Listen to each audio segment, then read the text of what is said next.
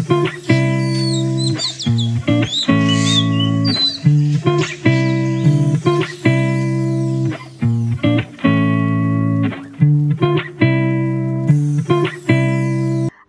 আলাইকুম, welcome to my channel. কেমন আছেন সবাই? কমেন্ট করে জানাবেন। আশা করছি আল্লাহ তাআলার অশেষ রহমতে সকলে খুবই ভালো আছেন এবং সুস্থ সুন্দর আছেন। আমরাও আলহামদুলিল্লাহ সকলে খুবই ভালো আছি। তো বরাবরের মতো আরেকটি নতুন ভিডিও নিয়ে আপনাদের সামনে চলে আসলাম। আশা করছি ভিডিওটি সকলের ভালো লাগবে। তো এই মুহূর্তে যারা আমার ভিডিওটি দেখছেন সকলের কাছে একটাই অনুরোধ, প্লিজ ভিডিওটিতে একটা লাইক দিয়ে কন্টিনিউ করবেন। আর দেখতে দেখতে যদি বেশি ভালো লেগে যায়, চাইলে চ্যানেলটিকে সাবস্ক্রাইব করে রেখে দিতে পারেন এবং বেল অল অপশনে ক্লিক করে দেবেন। তাহলে পরবর্তী ভিডিও যখন দেব তখন সবার আগে আপনার কাছে নোটিফিকেশন চলে যাবে। তো আসলে অনেক দিন হয়ে গেছে আমার ছোট ভাইয়ের রুমের সেরকম কোনো কাজকর্ম আমি করি না। ওই টুকিটাকি গোছগাছ করে রাখে। তো আসলে দেখলাম যে ও অনেক দিন হলো পড়ার টেবিলেও বসে না। বিশেষ করে অ্যাডমিশন পরীক্ষা হয়ে যাওয়ার পরে তো আর ওরকম কোনো আর পড়াশোনা ছিল না। তো টেবিলটা মোটামুটি একটু অগোছালোও ছিল। তো ভাবলাম যে ওর টেবিলটা আমি একটু সুন্দর করে নতুন করে গুছিয়ে দেই। কিছু বইপত্র যেগুলো লাগবে না অথবা অনেক খাতাপত্র পড়ে আছে যেগুলো এই মুহূর্তে অবাঞ্ছিতভাবে পড়ে আছে, এগুলোর কোনো প্রয়োজন নেই। তো সেগুলো সরিয়ে দিয়ে যেগুলো প্রয়োজন সেগুলোই সামনে রেখে দিচ্ছি। তো দেখতে থাকুন, আশা করছি ভালো লাগবে।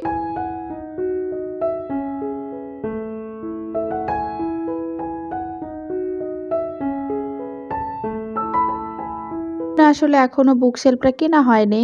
তো বই আস্তে আস্তে জমতে জমতে অনেক বই হয়ে গেছে।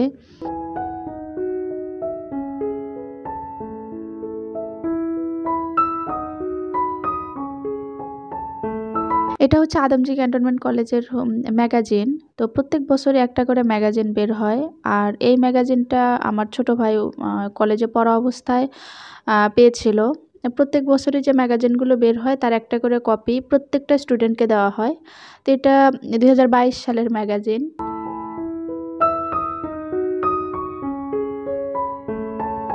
তো মোটামুটি গোছানো হয়ে গেছে। তো অনেক বই যেগুলো এখানে রাখা হয়নি, নিচে যে একটা বক্স সিস্টেম আছে টেবিলটার সেখানে রাখা হয়েছে। আর শুধু পাঠ্য বই না, পাঠ্য বইয়ের পাশাপাশি অন্যান্য বিভিন্ন ধরনের বই আছে। যেমন বিভিন্ন লেখকের বই আছে, তার মধ্যে ধর্মীয় কিছু বই আছে। আর অন্যান্য বইগুলো আছে সেগুলোই সাইডের বক্সগুলোতে রেখে দিয়েছি, পুরোটা ভরা।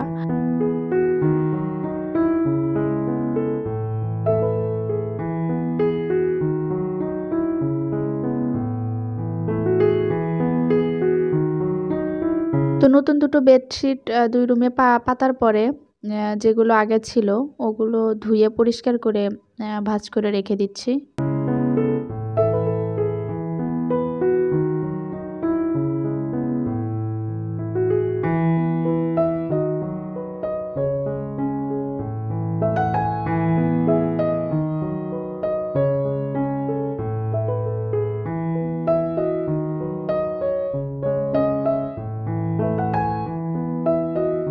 তো আমি এখানে ৩ চামচ পরিমাণ মসুর ডাল ভিজিয়ে রাখবো। আর ডাল সেদ্ধর আগে হচ্ছে ভিজিয়ে রাখলে ডালটা দ্রুত সেদ্ধ হয়। এমনিতেও হয় কিন্তু ভিজিয়ে রাখার পরে ডালটা সেদ্ধ হতে বেশি একটা সময় লাগে না। তো আমি ডাল ভালো করে ধুয়ে পরিষ্কার করে মোটামুটি ২০ থেকে ২৫ মিনিটের মতো এটাকে ভিজিয়ে রাখবো।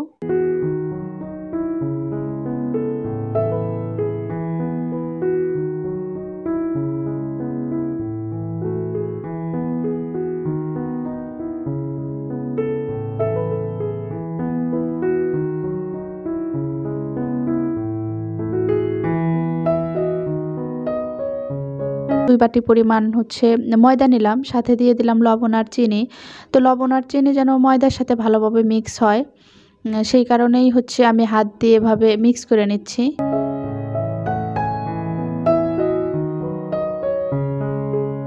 আন্দাজ মতো আমি তেল দিয়ে দিলাম। তো ২ কাপ ময়দাতে আসলে আ ক কতটুকু তেল লাগবে এটা মেপেও দেওয়া যায়, আবার আন্দাজ মতো দেওয়া যায়।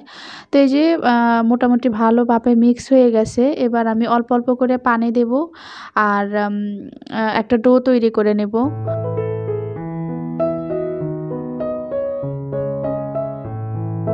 মোটামুটি ১ ঘন্টার জন্য ডোটি রেস্টে দিয়ে দিলাম।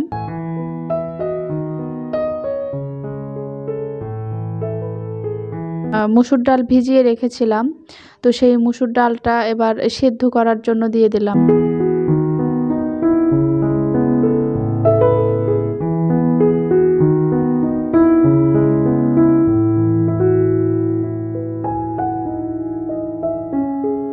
ডালটা ভিজিয়ে রেখেছিলাম বলেই খুব দ্রুত সেদ্ধ হয়ে গেছে, বেশি সময় নেয়নি। আর এখানে অল্প পরিমাণ তেল দিলাম ফ্রাই প্যানে, আর এর মধ্যে সেই যে ডাল, সেদ্ধ ডাল ওটাই দিয়ে দিচ্ছি। তো এই ডালটা সেদ্ধ হয়ে গেছে, এবার শুধু এটাকে হচ্ছে পানিটা শুকিয়ে নেব। সাথে দিয়ে দিলাম মরিচের গুঁড়ো আর ভাজা জিরের গুঁড়ো আর পেঁয়াজ। এই মুহূর্তে কাটতে ইচ্ছে করলো না, সেই কারণে পেঁয়াজের বেরেস্তা দিয়ে দিলাম, আর হচ্ছে লবণ। তো পানিটা শুকিয়ে আসা পর্যন্ত আমি অপেক্ষা করব।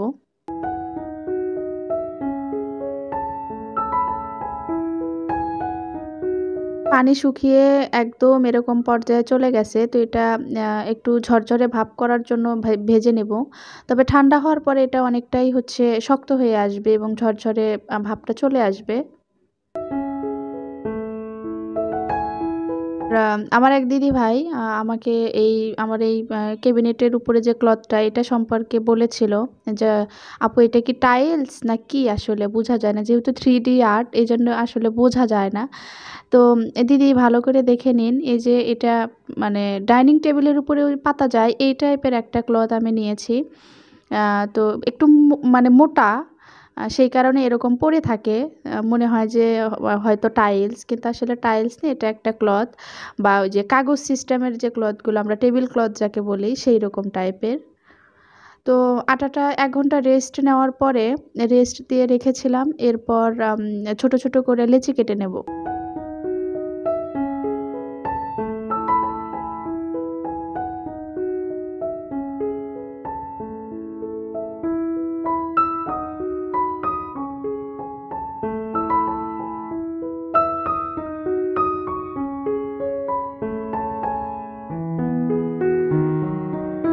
এই যে ঠিক এভাবে পুর ভরে নিচ্ছি।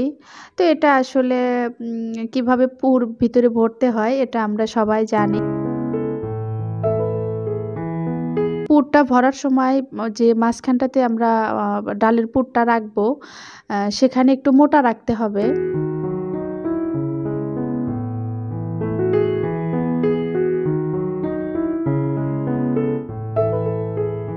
এই যে আমি এইরকম করে একটা, একটা করে হচ্ছে পুরি তৈরি করে নিচ্ছি।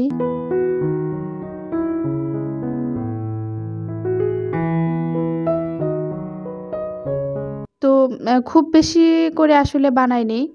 আ ৮ টা মাত্র পুরি তৈরি করছি। কারণ আমি ভাজে পোড়া খুব একটা পছন্দ করি না। তবে ফ্রিজে রেখে দিলে অনেক সময় দেখা যায় যে ভেজে ছোট ভাইকে দেয়া যেতে পারে।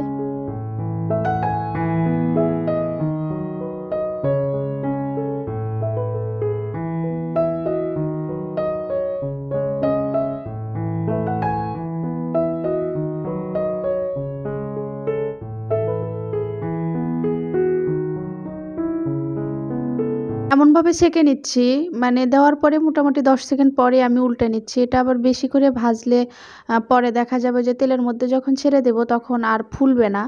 এজন্য একেবারেই হালকা করে ভেজে, ভেজে নিচ্ছি।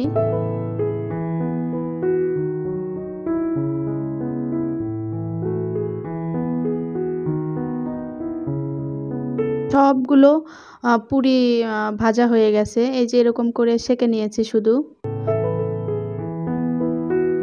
কে আ বেশ অনেকক্ষণ রেখে দিয়েছিলাম না ঠান্ডা হওয়ার জন্য।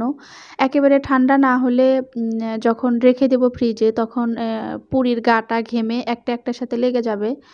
তো আ যতই হচ্ছে পলি দিয়ে রাখা হোক না কেন, এরপরেও যদি ঘেমে যায় বা পানি ছাড়ে, তাহলে সেক্ষেত্রে কিন্তু একটার সাথে একটা লেগে যাবে এবং ভিতরে পুরটা বের হয়ে আসবে, তাহলে আর হবে না। তো আমি এই যে একটা, একটা করে পলি দিচ্ছি আর তার উপরে একটা করে পুরি রেখে দিচ্ছি। তো এভাবেই করেই আমি রেখে দেব।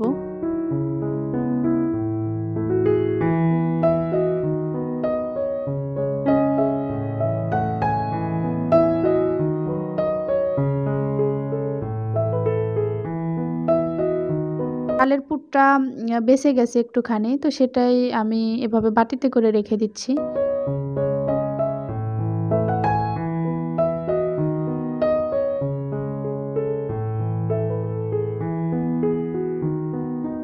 তো বন্ধুরা, আজকের ভিডিওটি আপনাদের কেমন লাগলো প্লিজ কমেন্ট করে জানাবেন। যদি ভালো লাগে একটা লাইক দিবেন। দেখা হবে নেক্সট কোনো ভিডিওতে। সে পর্যন্ত সকলে ভালো থাকবেন, সুস্থ থাকবেন, সুন্দর থাকবেন। আল্লাহ হাফেজ। আসসালামু আলাইকুম।